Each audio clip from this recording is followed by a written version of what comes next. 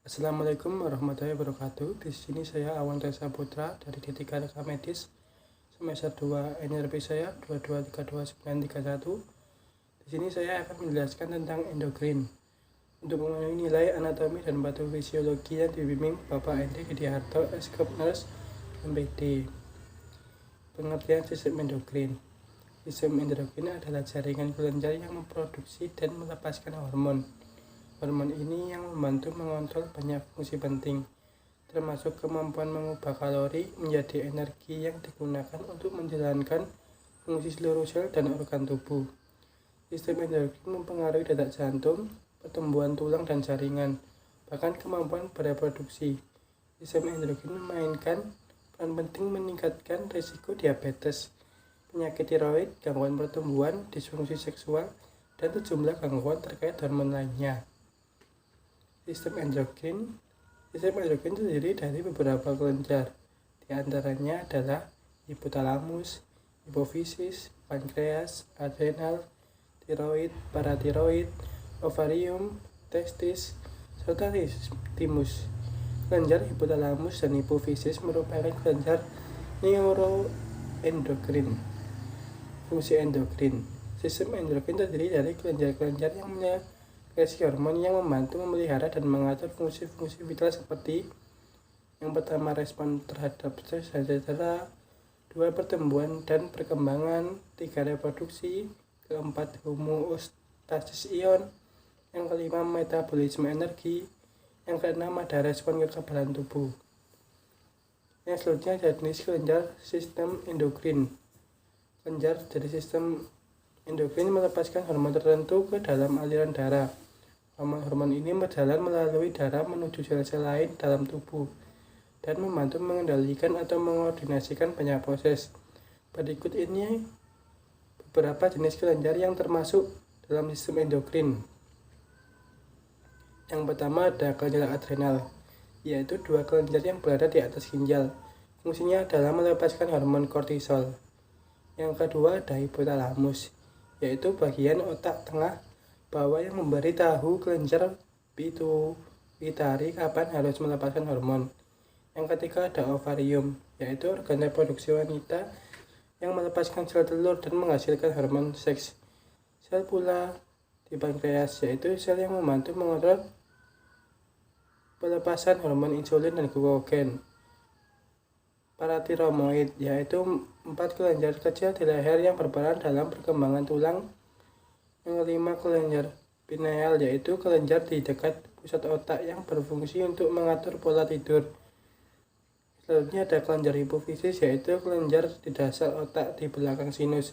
Kelenjar ini mempengaruhi tiroid yang mempengaruhi pertumbuhan tulang, siklus menstruasi wanita, dan produksi ASI. Selanjutnya ada testis, yaitu kelenjar reproduksi pria yang menghasilkan sperma dan hormon seks. Ada timus, yaitu kelenjar di dada bagian atas yang membantu mengembangkan sistem kekebalan tubuh di awal kehidupan seseorang. Yang selanjutnya ada tiroid, yaitu kelenjar berbentuk kupu-kupu di bagian depan leher yang berfungsi mengontrol metabolisme. Gangguan sistem endokrin adalah kondisi yang terjadi jika beberapa kelenjar tersebut mengalami masalah. Akhirnya seluruh fungsi dan sistem dalam tubuh akan mengalami perubahan yang berdampak dalam munculnya gangguan kesehatan tertentu. Penyebab gangguan endokrin. Gangguan endokrin biasanya dikelompokkan menjadi 2 kategori. Yang pertama penyakit endokrin yang terjadi ketika kelenjar memproduksi terlalu banyak atau terlalu sedikit hormon endokrin. Kondisi ini disebut ketika seimbangan hormon. Yang kedua ada penyakit endokrin karena perkembangan lesi dalam sistem endokrin yang bisa saja mempengaruhi kadar hormon. Sistem hormon balik endokrin dapat membantu mengontrol keseimbangan hormon dalam aliran darah. Jika tubuh memiliki terlalu banyak atau terlalu sedikit hormon tertentu, sistem hormon balik memberi sinyal pada kelenjar yang tepat untuk memperbaiki masalah tersebut. Ketidakseimbangan hormon dapat terjadi jika sistem hormon balik ini mengalami kesulitan menjaga tingkat hormon yang tepat dalam aliran darah, atau jika tubuh tidak mampu membersihkannya dan aliran darah. Faktor risiko gangguan sistem endokrin. Selain penyebab yang mendasari gangguan sistem endokrin juga dapat dipicu oleh beberapa faktor risiko berikut ini. Yang pertama ada meningkatkan kadar kolesterol yang signifikan. Yang kedua memiliki riwayat keluarga dengan kondisi yang sama. Yang ketiga memiliki riwayat penyakit autoimun. Yang keempat memiliki pola makan tidak sehat. Yang kelima ibu hamil dengan kasus hipotiroid. Yang keenam pernah menjalani operasi. Yang ketujuh pernah mengalami trauma. Dan selanjutnya infeksi atau cedera serius. Diagnosis gangguan sistem endokrin. Gejala gangguan endokrin sangat bervariasi, tergantung pada kelenjar spesifik yang terlibat. Namun, kebanyakan pengidap selalu memiliki rasa lelah berlebihan. Setelah melakukan wawancara, dokter akan melakukan beberapa langkah pemeriksaan penunjang guna memastikan diagnosis yang mengidap. Berikut ini beberapa prosedur yang dilakukan, yaitu pertama tes urin, yaitu pemeriksaan ini digunakan untuk mendeteksi dan mengelola berbagai gangguan seperti infeksi saluran kemih, penyakit ginjal, dan diabetes. MRI, yaitu teknik pencitraan medis yang dilakukan dengan menggunakan medan magnet dan gelombang radio untuk menampilkan gambar detail organ dan jaringan dalam tubuh. Yang ketiga ada tes genetik, yaitu pemeriksaan yang mengidentifikasikan perubahan gen, kromosom atau protein. Hasilnya membantu menentukan peluang seseorang untuk mengembangkan atau meneruskan kelainan genetik. Yang keempat ada tes hormon, yaitu pemeriksaan yang dilakukan untuk mendeteksi dan mengevaluasi ketidakseimbangan hormon dalam tubuh. Yang kelima ada tes darah, yaitu pemeriksaan yang digunakan untuk mengukur dan memeriksa sel, bahan kimia, protein, atau zat lain dalam darah. Selanjutnya ada pengobatan gangguan sistem endokrin. Gangguan sistem endokrin adalah kumpulan kondisi yang terkait dengan bagian dari keseluruhan sistem endokrin.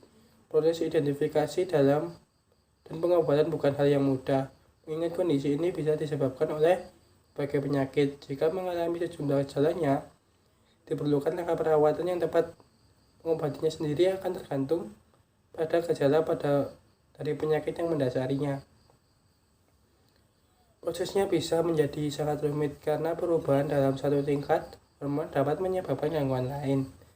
Dokter akan menyarankan untuk melakukan pemeriksaan darah rutin untuk menyesuaikan langkah pengobatan.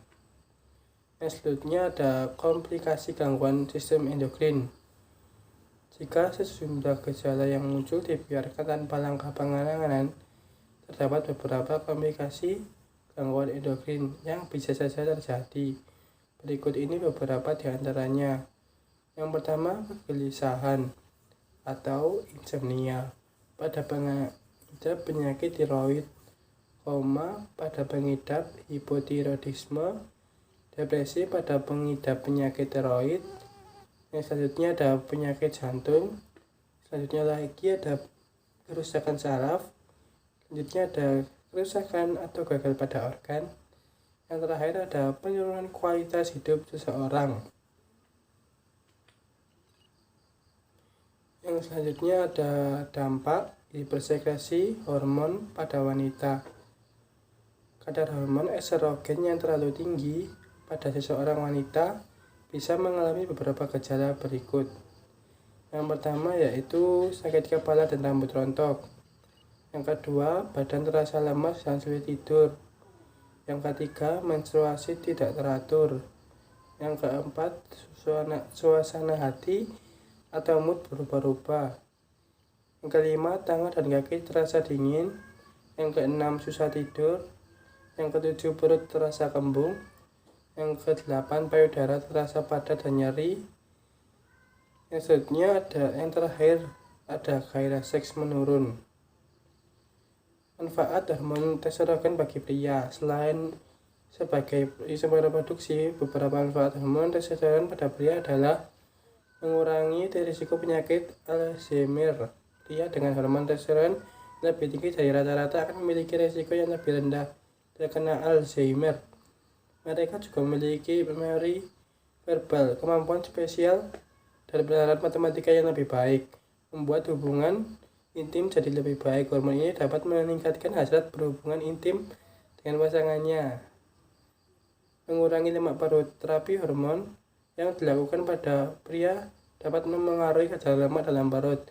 Meningkatkan kualitas hidup. Seorang pria dengan kadar testosteron tinggi dapat menurunkan risiko depresi mudah, marah, dan kelelahan. Terima kasih. Jika ada kurangnya mohon dimaafkan. Wassalamualaikum warahmatullahi wabarakatuh.